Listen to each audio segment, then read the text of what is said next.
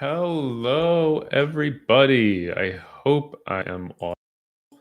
There we go. If you can hear me, tell me where you are tuning in from. Looks like we've got quite a few people here already. Let me know. California. All right. I've got my beverage. We the people. Can you see this? We the people. Yeah. So I've got a little light up there to make this better. For all you lovely folks who chipped in, this is one of the stuff I'm getting. Anyway, We the People whiskey glass. I got this from TR Historical, filled with Green Spot Irish whiskey. One of my go-tos. Wow, wow, friends! It has been a week, huh? It seems like it's been a little more than a week. Let's see. The Supreme Court did remain in Mexico. They screwed that up. Fun fact, that was started by a judge at the district court level, a guy named Matthew Kaczmarek. Nobody's quite sure how to pronounce his last name, who worked for sort of one of the anti-organizations that I worked for. Vigorously opposed his nomination because I was worried about exactly something like this happening. Unfortunately, that didn't work. Is this better? I don't know what I'm doing. I feel like I look blue. I am blue. Oh, that's just remain in Mexico. Then the Supreme Court ripped down the eviction moratorium. Just the partisanship that I've been worried about is really ripping through. We got people from Australia. That's crazy. It's also crazy because the Supreme Court is not in session. They're not even meeting and they're doing all this terrible stuff. One legal plus side is the Kraken lawyers, those crazy lawyers who brought the completely meritless election fraud cases, have been sanctioned in Michigan, and they got more sanctions coming. Looks like they are going to get disbarred, which is fantastic. They bring shame on our profession. They should not be able to do it. Anyway, so we're drinking. Afghanistan, drinking. COVID is just raging across the country. Trump got booed for tepidly, kind of, maybe, sort of suggesting that his followers get vaccinated, which was mind-blowing to see on a couple of different levels. Hi, Shannon. Hey, Keith. Oh, I got all the friends are here. This is lovely. Dan, I believe I saw... Oh, I thought I saw Steve. There's Jesse. Hi, everybody. D. Yeah, there's an atheist chaplain at Harvard now. That's very exciting. Our friend Greg Epstein. So that's really cool and fascinating and interesting news. And otherwise, the world's on fire. Oh, yeah. We also had a climate report a couple weeks ago that is already just kind of off the news. The world's on fire with a deadly virus and climate change. And more than half the world seems to, at least the country, I should say, not the world. More than half the country seems to want to help it along. Gee, I wonder why. Oh, Papa H, thank you. Very kind. $10. That is awfully kind. Really appreciate that. If you Papa H, you didn't ask a question. If you got a question, throw it up there. Yeah, if you want to super chat, I of course appreciate it. I buy things like this light that I'm not working that well. Oh, see, it looks better like that. I don't know. We'll figure it. We're getting it figured out. Also, I think I figured out my whole giving you the wrong email address or link address. I think I got that whole thing sorted out. Yeah, Jesse's out there fighting the good fight for the fighters. Anyway, it's just been a crazy week, everybody. There's so much to keep up with, catch up with, and I gotta say, I myself have been just sort of in the weeds. I've been working on the new book like a madman, really diving in, really down deep. We are less than 100 days. We went from triple digits for the manuscript being due, which is what it's always been, to being double digits. And that I have, as you know, I have the countdown clock on my phone. It's the only thing I see when I open it. And so it's a little bit alarming to know that we're getting that close. However, it's coming along. I've been writing this week a lot about, oh, look at that. I've been writing a lot about segregation academies and school vouchers and the history of private school choice and how it is very intimately tied to segregation, trying to maintain segregation. Really, it sort of exploded in the wake of Brown versus Board of Education. You had these things called segregation academies forming in the South, down in Mississippi, Alabama, Tennessee, places like that. And eventually, they first of all, they found a lot of support in churches. I know you're shocked. Churches were some of the only meeting places in towns at the time. So they would go, these new private schools would form and they would be meeting in churches till they could build their own buildings. And the federal government started cracking down and said, well, we're going to tax you, segregation academies. You can't just start a new school that tries to circumvent the Constitution. And then they said, actually, hey, we're a church school. We're a religious school. So you can't tax us. And you get this religious freedom layer wrapped around it. It's crazy. Anyway, you'll hear more about that in the book, but I've been writing that and down this just fascinating, awful rabbit hole, which I was also reading Wilkerson's Cast, and I cannot remember the subtitle of that book. It won the Pulitzer Prize, and just a really fantastic book. Can't recommend it enough. I cannot recommend it enough. Mark Ephard, thank you so much, Mark. I very much appreciate that. That was very kind of you. Very, very kind. Thank you, sir. Let's see. The World's on Fire. Yep. Name drop the title. The title of the book, the second book, it's a working title. You know, the publishers like to change these things. Is Weaponizing Religious Freedom. I happen to really like that title. Because it really explains what I'm trying to, it's the argument in a nutshell. And it's the theme that I've run with while writing the book. For the founding myth, I had like 10 different working titles. I ended up just calling it Un-American for the most part in my brain. And the publisher kind of came up with a bunch of different options and we worked through them. Actually, I market tested them on some of you if you were following me in the early days on Facebook and stuff. So but anyway, they love to change things. They have whole marketing divisions that plan this stuff out. So we'll see. Anyway, Marissa, thank you so much, Marissa Green. Loving your book, though finding it incredibly scary. Yeah. Is there a point of no return for our government to go full blown into Christian theocracy? You know, I have not watched The Handmaid's Tale. It's what I do for a living, right? And I watched the first episode 2 weeks ago and I haven't been able to watch it again. Not because it's not good. It's fantastic. Margaret Atwood's a brilliant writer, and the adaptation seems phenomenal. Yeah, it's worrisome. It's alarming. The number one thing that has to happen is that we have to correct the Supreme Court. I mean, this week is a good example.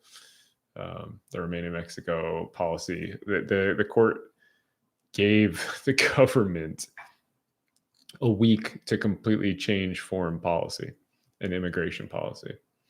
And it did that because it's an activist court. It's a partisan court. It doesn't care about the law. It cares about maintaining minority rule and imposing that version of the, I don't want to call it the rule of law. That's what I'm struggling with right now because it's not that version of their idea on everybody else. So anyway, Keith Davis, my friend, thank you so much. Keith, everybody, is a phenomenal woodworker. I am a dilettante woodworker. Got the scars to prove it. See that guy right there? Here, get a little closer. This is how Keith and I bonded. That was a chisel. It was a big chisel. This is stupid. As it was happening, I was saying to myself, you know, I'm really need to. Then it was happening. I knew I was. Anyway, yeah, dumb. Be safe when you're woodworking is the moral of that story. Keith, thank you so much.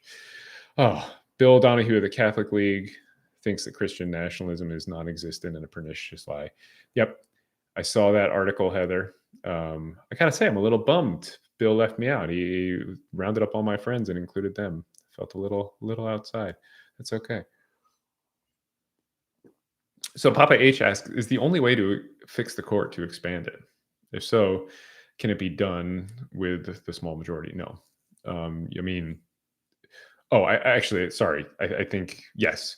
The size of the Supreme Court is set by Congress, and it just takes a simple majority. Well, excluding the filibuster, it just takes a simple majority to change. You just have to pass a law. Let me put it that way to change the size of the Supreme Court. Um, it doesn't have to be a constitutional amendment or anything like that. Yes, I think it absolutely needs to be expanded. I think that is. Listen, the courts are already packed. Okay. I mean, this is why Mitch McConnell held open a seat for a year. This is why Mitch McConnell rushed to fill a seat at the last second. He wasn't doing it because he wanted their particular nonpartisan, open minded jurist on the bench. They wanted somebody who was going to decide these cases their way. They already packed the court.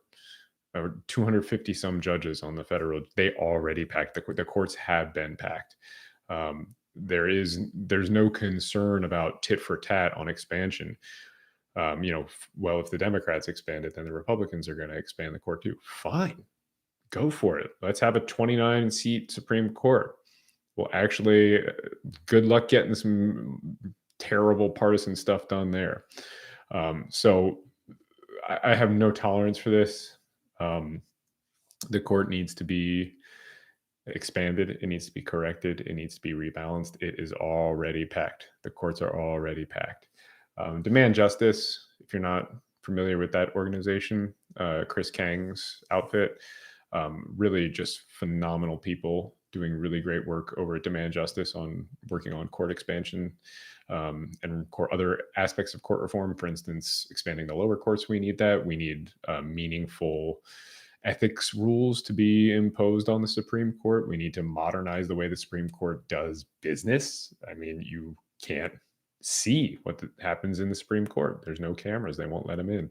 You can't hear what happens until they post the audio on or the transcript. There's no reason we couldn't listen to those live. I think the transcripts are still coming out on Fridays. The audio comes out sometime sooner. Anyway, yeah. And I have to say that has to come first. I'm all for the small d democratic reforms that are being pushed and stalled by the filibuster. Things like the John Lewis Voting Rights Act, hugely important. HR 1, hugely important. But they're not going to survive a challenge in front of this hostile Supreme Court. So we can pass them. We can nuke the filibuster to pass them. But this Supreme Court is going to gut and neuter anything that is passed in some way, shape, or form. Got to correct the court first. So that is my soapbox. Oh boy, we were going to talk about vaccines. I had a little. I took some notes today when I did sort of like a brain dump. Hang on, let me pull it up. Anyway, that was. Oh, I remember what I was going to talk about. We were going to talk about goats and sheep. Okay, Brett. Andrew is awesome. $20. Brett, thank you so much. That's awfully kind. Just a thumbs up and a nice compliment. I very much appreciate that. Okay, so Steve and Papa H are now talking about the CNN video and the anti-vaxxers. So this is why I jotted some things down. So yeah, I linked it earlier. Somebody hopefully can maybe repaste it for me. The CNN video. One of Anderson Cooper's correspondents went to the Trump rally in Alabama over the weekend and talked to Trump rally goers about their stance on the vaccine and whether or not, when the FDA approved it, which they fully approved it, which they did this week, also in the news this week, they would get it. Most of them said no. After they show the clip of Trump saying you should get the vaccines, and then one of his supporters says, no, I don't think he got the vaccine, which is just amazing. But they also talk about where they're getting their information from. and you can see they're just mainlining this disinformation. I wrote this piece in Pathos, which is also linked earlier in the chat here. I mean, they are just putting their mouth on just this fire hydrant of disinformation and just sucking it all in, gorging themselves on lies that they're being fed by this politically motivated right-wing media empire. And this is what they're saying, right? This woman is saying, no, I don't watch the news. I watch the Prophets of God, which I had not heard of, and Newsmax, which I'm sadly familiar with, and maybe a little Fox News, which I've been on. Fun Andrew fact: Bill O'Reilly was my first national television appearance, and first live TV appearance too. Anyway, that's all she watches, and she doesn't watch it because she doesn't care what the news is saying, because she wants to listen to what God is saying, what He's fixing to do. That's all she's concerned about, because God is separating the sheep from the goats.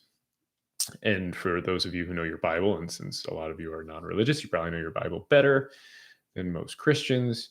You know that's a reference to God coming back to earth. Jesus, excuse me, return. Well, same thing, right?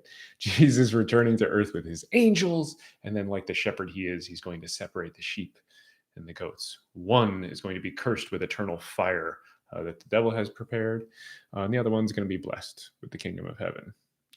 And this woman says, I'm a goat because I am not a sheep. I ain't a sheep, I believe she said, because I'm not doing what they told me. But as the cake song tells us, the sheep go to heaven and the goats go to hell. So she got her Bible wrong, which is not that atypical. Yes, for folks asking, the Bill O'Reilly clip is on this YouTube channel. Wherever it's somewhere, it's on one of these playlists, one of my appearance playlists. It's up on here, so you can go find it. And I think this is one of the most dangerous aspects of religion. There are lots of ideologies and belief systems and political systems that give people permission, that hand down a permission structure for the followers. But unlike those other ideologies, religion is a divine permission structure. It's handed down from heaven. It's a holy writ. It's a divine law. And that is the way that these people override their basic humanity, their innate morality. They're looking at the suffering of another human being and being able to shake it off. Their willingness to risk the lives of their fellow human beings during a pandemic. That permission structure is divine, as I said, so it makes it impossible to challenge in a way. I was actually on the Devil's Advocate radio show earlier today talking about this too. Anyway, so it was really frustrating to watch. And if you were one of the millions of people that read that article by an Alabama doctor a few weeks ago, where she talked about tending to people in the last moments of their lives when they realized that all the disinformation they had been fed was killing them. And this doctor just writes, and it was just a terrible story. Just so much sorrow and anguish came through. And she talks about how one of the last things that'll happen before she's about to intubate these people who are going to die. I mean, I think it's like a 9 out of 10 die once you're intubated with Delta. Don't quote me on that. I don't want to be spreading disinformation, but it's high. She talks about how she'll hold their hands and say, sorry, it's too late. They're begging for the vaccine before she intubates them, and sorry, it's too late. It's a story everybody ought to read. I linked to it in the Pathos article. I'm personally having I'm having a very hard time mustering empathy these days for people who refuse to mask and who refuse to vaccinate. And to be clear, who refuse to do that for political or religious reasons. There are many individuals who have legitimate biological medical reasons they can't get a vaccine. One of the teachers that died in Florida was undergoing chemotherapy, so her immune system was compromised. She couldn't get the vaccine. She died of COVID. That's the kind of person that we need to be getting the vaccine for. So, okay. Just going to check the comments. Okay, everybody. Yeah, yellow spot kind of night. Very nice. Always good with the Irish whiskey. The other thing I was curious about. Well, I don't know if we have time to get into it. Anyway, yeah, I'm not into the. I'm not into the. I'm trying to maintain my empathy. I'm trying to dig deep, and I'm trying to find it. Because right, the woman who's giving this interview is wearing a t-shirt. She's got her cross hanging out over her t-shirt, and her t-shirt says in big block letters, "I told you so." And in the lettering is like the American flag, like flowing in the lettering. And I don't wish this awful fate on anybody. Uh, I am trying to maintain that empathy because she is a victim of the very disinformation that she's gorged herself on. I mean, she is a sheep. She's supposed to be a sheep in her Bible, and she is a sheep here. She is being repeatedly fleeced until that disinformation slaughters her. And we ought to be able to muster some empathy for those folks. It's easy to say, yeah, Darwin. It's easy to say those things, but these are our fellow human beings, and I don't wish this fate on anybody, and I hope those are not the last words that this Alabama sheep hears.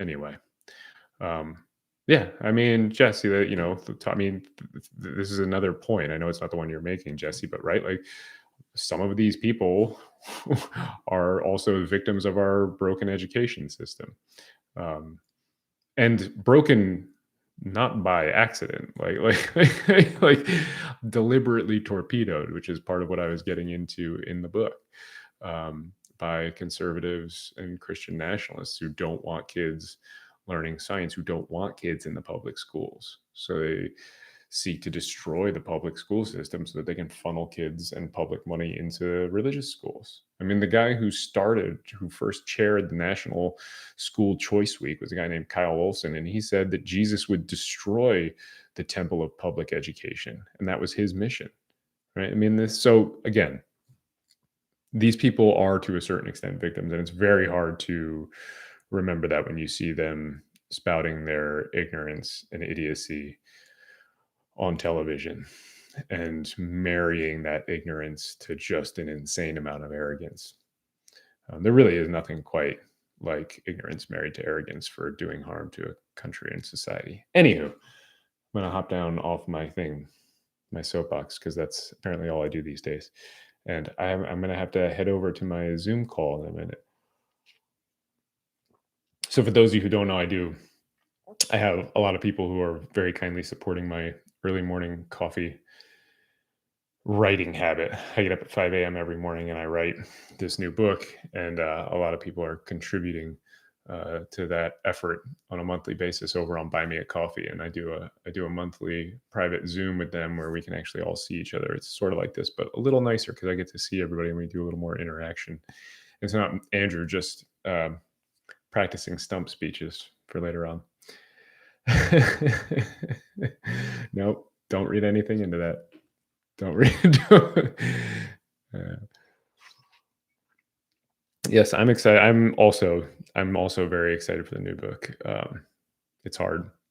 It's hard to write a book like this. The founding myth I wrote piecemeal kind of over the course of years. It was going to be a law review article, and I kind of wrote that section on part 3, this section on the 10 Commandments, and I wrote that as a law review article. And then I thought, there might be a book here. And then I started talking with some other authors that I was familiar with. And then I met Susan Jacoby and really developed a relationship with her. And she said, no, you got to go bigger. But the point being, I had years and years and years to work on that book. And this book was 13 months. Very, very different timeline. So anyway, significantly different. We got Jesse's already on her 3rd beer and saying everybody needs to catch up. She will be on the Zoom call. So that's her. Yeah, I mean, celebrating the end of this week is worth doing. Cheers, everybody. How do you find my Buy Me a Coffee donation page? It should be linked somewhere on this YouTube channel. It's buymeacoffee.com/Andrew L. Seidel.